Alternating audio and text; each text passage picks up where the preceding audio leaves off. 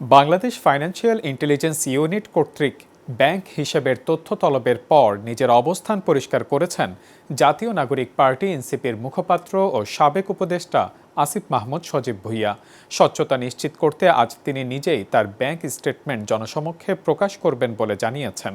গতকাল দিবাগত রাতে ভেরিফাইড ফেসবুক পোস্টে তিনি জানান, পদত্যাগের আগেই আয় সম্পদের হিসাব মন্ত্রিপরিষদ বিভাগে জমা দিয়েছেন এবং এবার সবার জন্য ব্যাংক লেনদেনের তথ্য উন্মুক্ত করবেন। গণমাধ্যমকে তিনি বলেন, যেভাবে হিসাব তলবের বিষয়টি প্রকাশ হয়েছে তা আইনসম্মত কিনা সেই প্রশ্নও রয়েছে। এর আগে সোমবার বিএফআইইউ দেশের সব বাণিজ্যিক ব্যাংকে চিঠি দিয়ে আসিফ মাহমুদ সহ সাবেক 5 উপদেষ্টার হিসাব ও লেনদেনের বিস্তারিত তথ্য 3 কর্মদিবসের মধ্যে জমা দিতে নির্দেশ দেয়।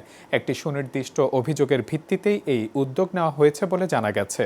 আসিফ মাহমুদ সজীব ভুঁইয়া অন্তর্বর্তীকালীন সরকারের স্থানীয় সরকার এবং যুব ও ক্রীড়া মন্ত্রণালয়ের উপদেষ্টা হিসেবে দায়িত্ব পালন করেছেন এবং নির্বাচনের আগে স্বেচ্ছায় পদত্যাগ করেন।